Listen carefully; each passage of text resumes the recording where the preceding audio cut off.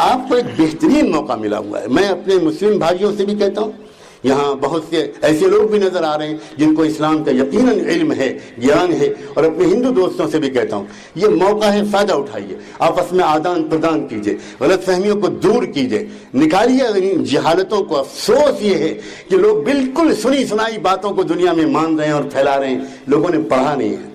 मैं अब तक अपने हजारों हिंदू दोस्तों और भाइयों से पूछ चुका हूं कि आप लोगों ने कभी वेदास पढ़े?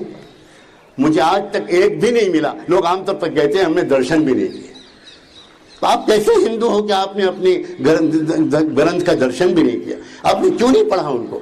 आपने अगर उनको पढ़ा होता और आपने उनको डायरेक्ट समझा होता तो आप बहुत सी गलतफहमियों से निकल आए होते। अंतिम संदेश था मोहम्मद साहब, कुरान और इस्लाम।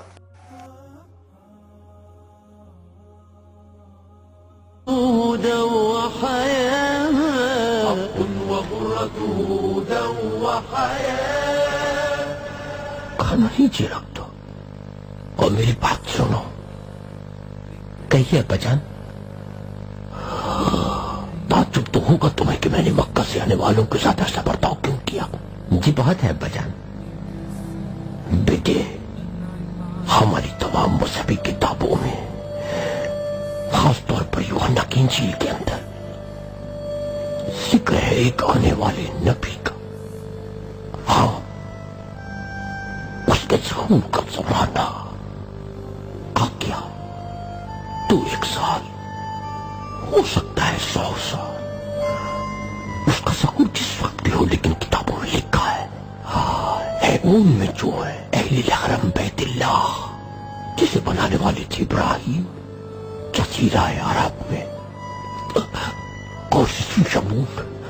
मैं पता हूं इंजील यूहन्ना। और जब आएगा अल मुनहनमा, वो अल्लाह की तरफ से तुम्हारे पास भेजा जाएगा। वो रूहुल कुद्स है अल्लाह की तरफ से, और जब वो भेजा जाएगा रब की तरफ से तो वो मेरा गवाह होगा और तुम भी मेरे गवाह होगे, क्योंकि तुम सब माजी में मेरे साथ रहे हो। मैंने तुम्हें बता दिया ताकि तुम शक में न रहो। और अल-मुनहनमा वो मोहम्मद है, यही वो नबी है जिसके बारे में हमें बताया यीशु मसीह ने। उसकी हर बात सच होगी बेटे। जान चुका हूं उसको उसके नाम से और उसकी सिफात से और उसकी अलामत जसद से। बेटे, ये बात याद रखोगे तुम। अगर तुम्हें मिल गया उसका जमाना, उस पे ईमान ही आना। अंतिम संदेश था मोहम्मद साहब। बार मैं अपने हिंदू भाइयों को बताऊं कि एक बार हजरत मोहम्मद सल्लल्लाहु अलैहि वसल्लम से एक सज्जन ने कहा कि ऐ अल्लाह के रसूल, अपने विरोधियों के लिए बद्दुआ कीजिए और उन पर लानत भेजिए। अल्लाह के रसूल सल्लल्लाहु अलैहि वसल्लम ने कहा कि मुझे अल्लाह ने किसी के लिए बद्दुआ देने के लिए, किसी पर लानत भेजने के लिए नहीं भेजा, रहमत के लिए भेजा है। और कुरान मजीद में अल्लाह का आदेश मौजूद था। कुरान मजीद की सूरा 21 आयत नंबर 107 में है कि ऐ मोहम्मद, हमने तुमको सारी दुनिया के लिए रहमत बनाकर भेजा है, केवल मुसलमानों के लिए नहीं, सारी दुनिया के लिए रहमत यानी दयालु बनाकर भेजा है। एक गलत फहमी। हमारे हज़रत मोहम्मद सल्लल्लाहु अलैहि वसल्लम जिनके इंट्रोडक्शन के परिचय के सिलसिले में एक बड़ी गलत फहमी है। समझा जाता है कि वो मुसलमानों के रसूल हैं, मुसलमानों के ऋषि हैं, ये समझा इस्लाम के पैगंबर है, ये भी कहा जाता है। हज़रत मोहम्मद सल्लल्लाहु अलैहि वसल्लम ने न कभी अपनी जीवनी में कोई शब्द ऐसा कहा, न कुरान ने कोई कहा। कुरान ने साफ इस गलत फहमी को दूर करने के लिए ऐलान किया है, नबी खुद या अय्युहन्नास, ऐ लोगो, ऐ नबी कह दिए ऐ लोगो, यानी कहा है मुसलमानों, या अय्युहन्नास, ऐ इंसानों, ऐ आदम की औलादो, इन्नी रसूलुल्लाहि इलैकुम जमीआ, मैं मालिक की तरफ से संदेश का कुरान को लेकर तुम सबके पास आया हूं, पूरे जगत। पूरी मानव जगत के लिए भेजा गया मालिक का अंतिम ऋषि और अंतिम रसूल। कमिश्नर भूषण कुमार जी की बात। मिसअंडरस्टैंडिंग थे, वो मिसअंडरस्टैंडिंग दूर हो गए। एक जगह ऐसी आयत आई है जहां पे कहा गया है कि इस दुनिया की कोई भी ऐसी जगह नहीं है जहां पे हमने अपने नबी और रसूल न भेजा। 1,24,000 हमने अपने नबी रसूल दुनिया में भेजे, जिसमें से 25 का नाम कुरान में आया है। दुनिया की कोई भी ऐसी जगह नहीं है जहां पे हमने नबी रसूल न भेजे हो, और पूरी दुनिया जो है वो खुदा की बनाई हुई है। इसलिए खुदा के लिए एक शब्द यूज किया गया है। गॉड जो है, खुदा जो है वो रबुल अल आलमीन है, और प्रोफेट मोहम्मद जो है वो रहमतुल आलमीन है। एक खुदा हर एक के लिए, प्रोफेट मोहम्मद का जो संदेश है वो किसी एक व्यक्ति के लिए नहीं है, एक मुल्क के लिए नहीं है, एक इंसान के लिए, पूरी दुनिया के लिए, क्योंकि हर एक welfare of the whole humanity उस चीज में आती है। पवित्र कुरान।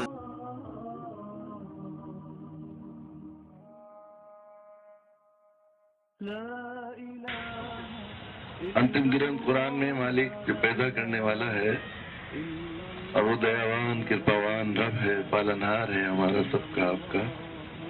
सब चीजें उसने हमें इस दुनिया में भेजा, इंसान मनुष्य बनाकर पैदा किया। उस मालिक ने अपने कलाम में, अपनी वाणी में इसके इंट्रोडक्शन के बारे में बहुत गलतफहमी है। आमतौर पर ये समझा जाता है कि कुरान मुसलमानों का धार्मिक ग्रंथ है। ये एक बहुत गलत इंट्रोडक्शन है, उसका परिचय बिल्कुल गलत है।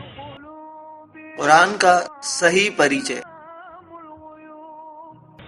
ये समझना कि कुरान मुसलमानों का धार्मिक ग्रंथ है, उसका बिल्कुल गलत परिचय है। सही परिचय है कि मालिक ने जिंदगी गुजारने का, जीवन गुजारने का एक मुकम्मल कंप्लीट तरीका पूरा। कुरान का एक बहुत बड़ा एहसान ये भी है, कुरान से ज्यादा ऑथेंटिक किताब दुनिया में कोई नहीं है, इसको सारी दुनिया मानती है। इसलिए जितनी किताबें दुनिया में इस वक्त हैं वो अपनी ओरिजिनल शक्ल में मौजूद नहीं है। उनमें बहुत परिवर्तन हुए हैं, बहुत चेंजेस हुए हैं, बहुत डिस्टॉर्शंस हुए हैं।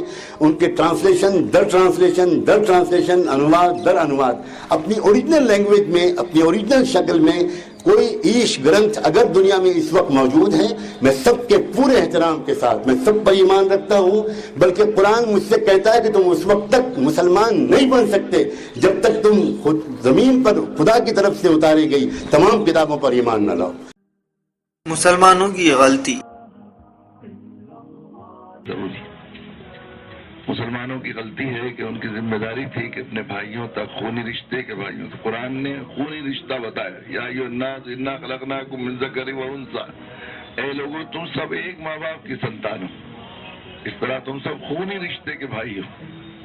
अपने भाइयों तक इस अंतिम ग्रंथ और इस फाइनल कंप्लीट एडिशन को, प्रोडेट एडिशन को लोगों तक पहुंचाना, उसका सही इंट्रोडक्शन करना मुसलमानों की जिम्मेदारी थी। इसलिए डे ऑफ जजमेंट में जब हम सब लोग कर्मों का फल भोगने के लिए वहां जाएंगे तो मुसलमान फंसेंगे। उनका जुल्म है, ये अत्याचार है इंसानियत के साथ कि उन्होंने कुरान इंसानियत तक नहीं पहुंचाया। लेकिन मेरे भाइयों बहनों, ये बात भी सही है कि मुसलमानों के न पहुंचाने की वजह से दूसरे लोग बच नहीं सकते। इसलिए कि सारे इंटरनेशनल कानून की किताबों के टाइटल पर यह जुमला लिखा रहता है कि कानून का न जानना सबसे बड़ा कानूनी जुर्म। कुरान की शिक्षा।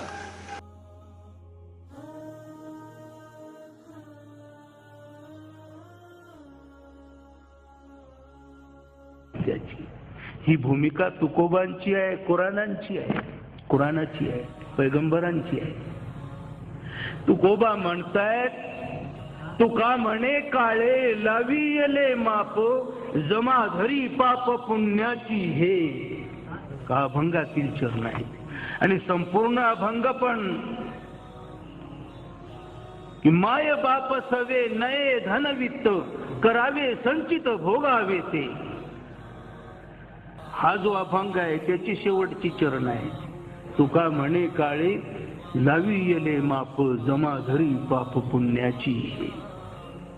न माय न बाप न धन न वित्त, काही सांगती येणार नाही. करावे संचित भोगावे ते. संचित करणं आहे, वाघ आहे, अमल आहे, अमल जे काही केले 5-50 वर्षांच्या जीवनात करावे संचित, हे तुझ्या संगती येणार आहे, भोगावे ते. कुराणामध्ये आलेलं आहे, फमन यअमल मिस्काल जर्रतिन खैरन यरा वमन यअमल मिस्काल जर्रतिन शर्रन यरा. जिसने जर्रे बराबर बदी की वो उसे देख लेगा, और जिसने जर्रे बराबर नेकी की वो उसको देख लेगा. ये हमारे कुरान की बात कही गई है. सूरा बनी इज़राइल आयत 33. किसी भी इंसान की जिंदगी खुदा की दी हुई है, इसलिए बिना किसी कारण, बिना किसी वजह किसी इंसान को तकलीफ देना, किसी इंसान को मारना गुनाह है और खुदा इसके लिए सजा देता है. ऐसे बहुत सारी आयतें हैं जिन आयतों में हमको इस सामने बातें दिखती हैं कि इस्लाम ने हमारे सामने क्या पैगाम रखा, इस्लाम ने हमारे सामने क्या संदेश रखा. लेकिन कुछ ऐसी परिस्थितियां हुई जिसके चलते गलत मैसेज गया. को जाति पसंद नहीं है. सूरा अल मायदा आयत 32. एक निर्दोष इंसान का कत्ल पूरी मानवता की कत्ल के बराबर है. इस आयत में फरमाया गया है कि अगर एक निर्दोष आदमी है, इनोसेंट आदमी है, अगर उस आदमी का कोई कत्ल कर देता है तो उसका कत्ल पूरी इंसानियत के कत्ल के लायक है. इसलिए कभी भी इस्लाम किसी भी निर्दोष और किसी भी बेगुनाह इंसान के कत्ल की कभी इजाजत नहीं देता. मित्रों, आप किसी भी अंतिम इरादे या फैसले पर पहुंचने से पहले एक बार कुरान का अध्ययन जरूर करें.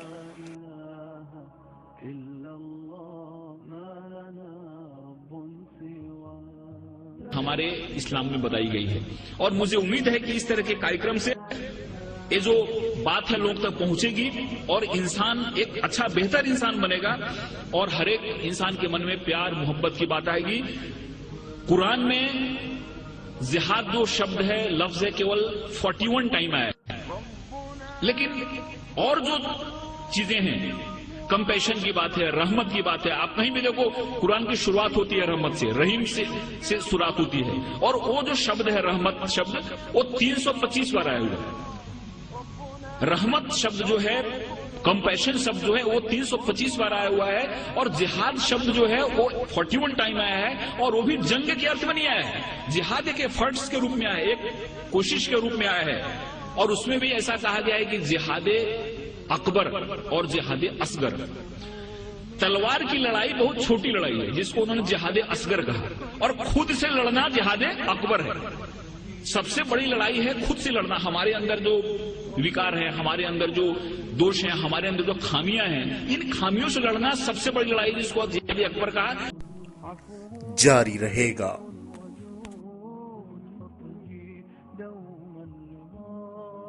तैयार रहिए